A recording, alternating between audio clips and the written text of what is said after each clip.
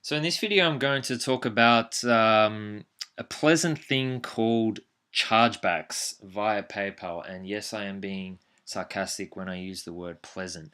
So basically a chargeback, I think PayPal technically defines a chargeback as when you get funds taken back away from you. So if you sell something or you receive funds on PayPal and those funds are taken back from you. So that's whenever a case is open, so maybe unreceived item or damaged item or whatever the case may be. But usually when we talk about chargebacks, we talk about unauthorized transactions.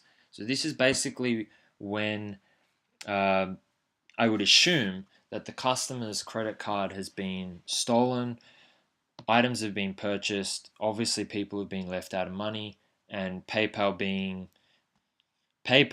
they reach down your throat and take the money from you first. So the first question really, I guess, is going to be, well, how can you prevent chargebacks? You're a seller on eBay. It doesn't matter whether you're a big store or whether you're just selling a couple of things here and there. How do you actually pick these up? How do you prevent them? The sad answer is there really isn't a way to do that. There really is no way. It just looks like a normal transaction. Everything seems normal. There's not much you can do. And, you know, down the track, it could be up to 6 months later, you get a chargeback claim. Now, these are nasty, right? So all I can really recommend is just look for anything that is suspicious. So any new user, zero feedback user, send them a message and say, just a polite message, thanks for your purchase, but I'm interested, or did you actually authorize the transaction? Because we check for fraud or whatever, and just see if they respond. So zero, you should be very suspicious of zero feedback users. You may wish to ban them entirely. I know a lot of sellers don't want to deal with zero feedback users entirely. That's up to you. We sort of go somewhere in the middle where we say, well, we do accept purchases from zero feedback users, but we have that manual check in place. Another thing you could do is you actually do get the user's email when you when you sell something on eBay. You do actually get the user's email. They get your email too. You can actually search on Facebook using an email address. Of course, you can also search by their name if you want, but you can actually search on Facebook using email addresses. So if their email account for their Facebook account is the same as the eBay account, then their name and their profile will come up. Now, why I mentioned that is because one of the first times we had a chargeback, it was to a female in Perth in Australia. And when the chargeback happened, we actually checked their email address and went on Facebook. And when we checked their email address, it came up with this guy in Indonesia, and he was like wearing a hockey mask, and like the profile cover photo was black, and it was weird. So clearly something was not quite right there. So you can use that as a check as well. And I guess anything else that might be suspicious. Once we had two purchases at basically the same time, two different users, both of them with zero feedback, being sent to the same address. Now, it's not against eBay policy to have two different accounts, but clearly something is very suspicious. And so what we did was we sent them, the message. They never responded to it. We never sent the goods. A couple of weeks later, sure enough, PayPal filed a chargeback claim. So there's not a lot that you can really do, to be honest. PayPal. So let me talk about a specific case that we had. So we had this user, Praise for Why. It is a real eBay user. You can go on eBay and look them up yourself. They purchased an item from us. We sent them the item. Everything was fine.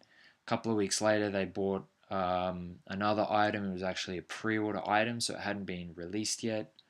And when the item was released, as is always the case, we send customers a message. We say the item's been released. Please confirm your details are still up to date. This user responded. They said yes. that their address details were correct, and we sent them the item. Everything was fine, and they left feedback just like anybody else. So you can see here, great seller. That was the item that they purchased, the purchase amount, and same for the second item. A plus plus. So I'm just showing this just to show you, it's just normal. Everything is just normal. So about a month after this happened, feedback was left, everything finished, done. PayPal come along and say that that there was this chargeback. It was an unauthorized transaction. So we thought, well, let's kind of test this. So what we did was we sent PayPal the feedback and also the message that they confirmed their address, which I can't show you because it would give away, privacy information. And yeah, so basically, and PayPal turned around and said, well, that's not good enough. That's not valid. It doesn't matter to us that they left feedback or not. Now, I see the logic behind that, but I think the other argument is that there's a lot of people who don't send stuff with tracking. And, there are countries that you have to pay extra to get tracking, or there's certain methods of shipping that you need to pay extra to get tracking. In some cases, it might be, $5, $7, whatever. It depends on the country, but it can be quite expensive. If you're somebody who sells cheap items like stationery or, I don't know, phone covers or, things that are like $10 or $15 or $20, if you have to pay, $5 for a tracking number, then that's basically your profit. So it's not worth, and it's a low value item anyway. But you have to realize that if you don't have the tracking number, then you're going to be in a bit of strife. So we then sent PayPal the tracking number, and PayPal, being PayPal, they then said, oh, well, that's not good enough because we need something else. They always play this game with you. So they said, they needed like the actual original certificate from the post office that had, the address and everything else. So we after sort of testing them out a bit, we gave them that. They sat on it for about 2 weeks, and eventually they gave us our money back. They still charged us $15 per transaction for the chargeback. Why we get charged for that, why we have to pay $15 for that because PayPal didn't detect that it was a fraudulent transaction, I have no idea. And they also refunded us in the wrong currency. So 2 thumbs down for PayPal. I would also kind of make an argument that, feedback should be valid because if you think about it, whether the item was delivered or not is irrelevant because, it was fraudulent anyway. It's somebody who's stolen a credit card and you're sending this information to somebody who basically stole these goods. So as long as you can show that you actually sent the item, then you're just saying to PayPal, well, I haven't made any money out of this. I don't have the items anymore. I sent them. So, but anyway. But what I wanted to spend the rest of this video talking about is kind of what really makes me even more angry is eBay. So what we did was we went to this Praise for Wise,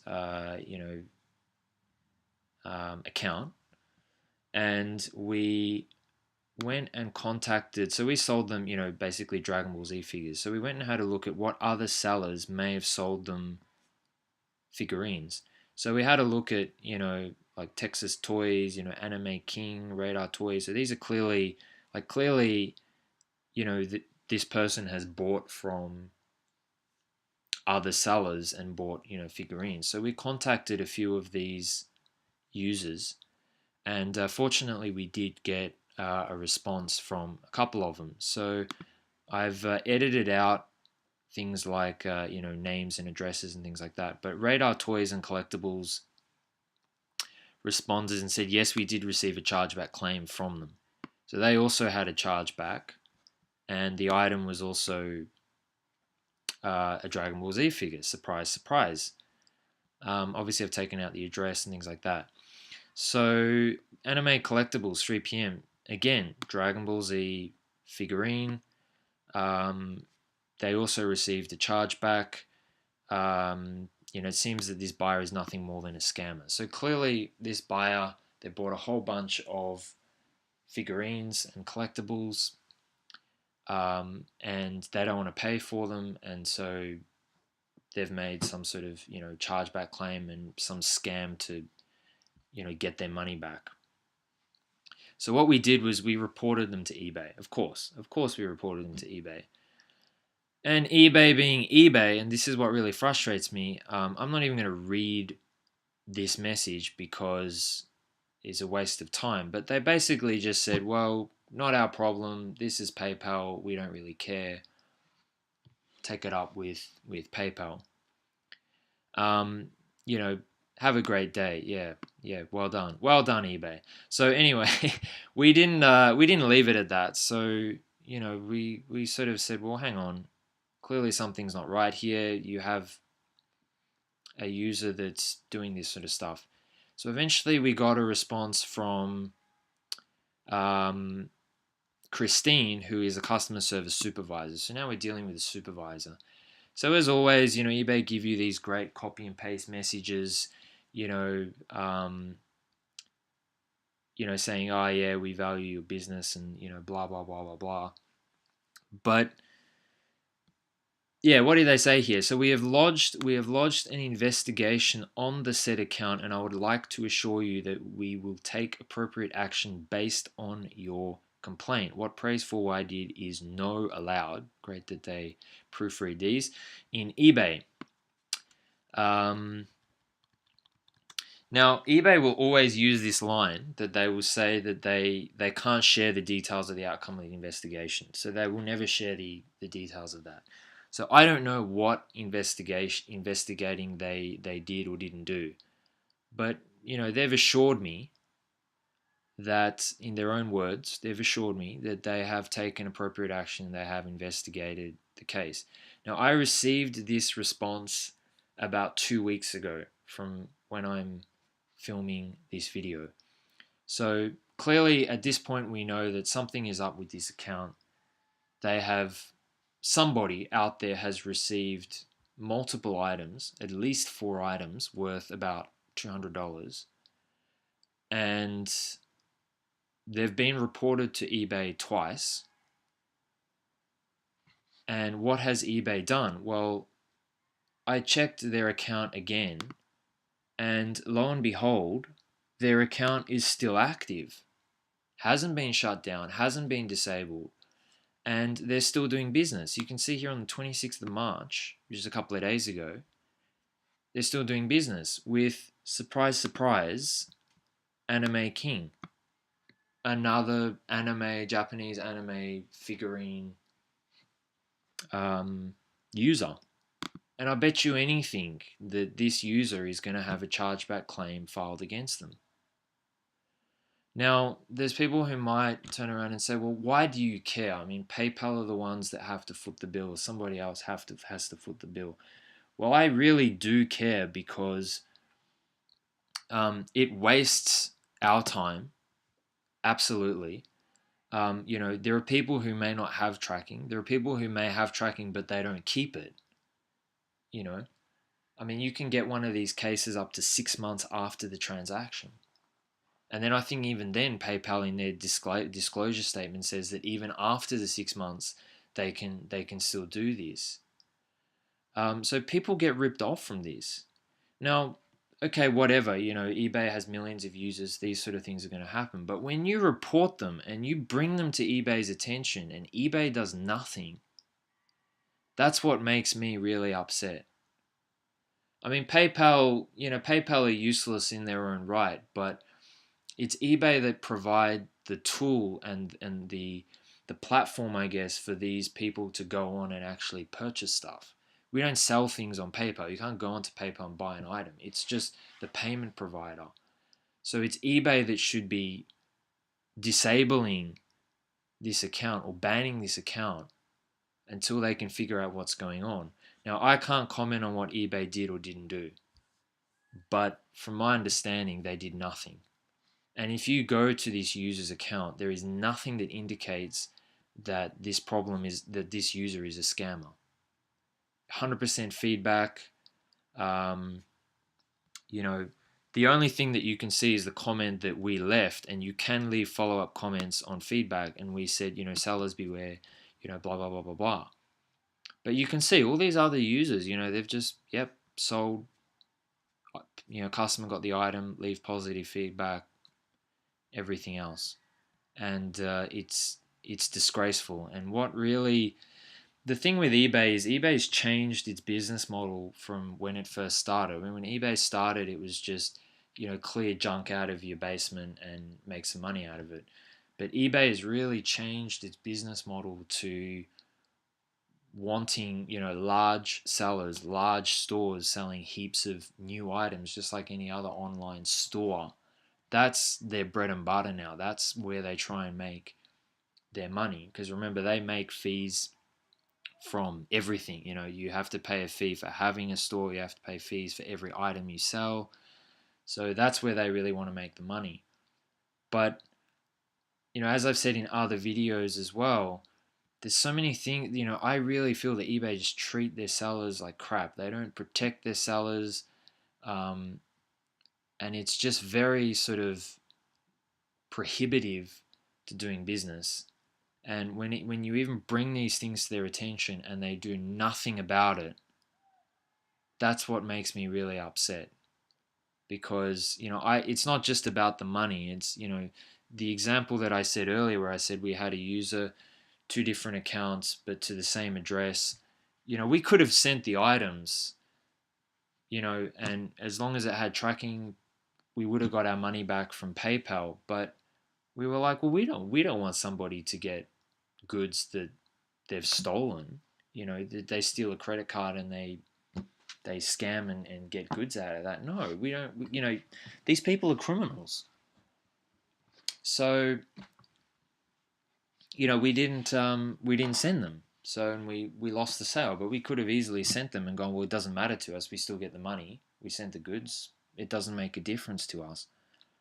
So, I just really wanted to make a video and just show that and bring that to people's attention that, this is something that you do have to be really careful about. And, you can see like this user, they're even members, they're even following, the very person that they've scammed and the next person who they've scammed that's just done business with them. So,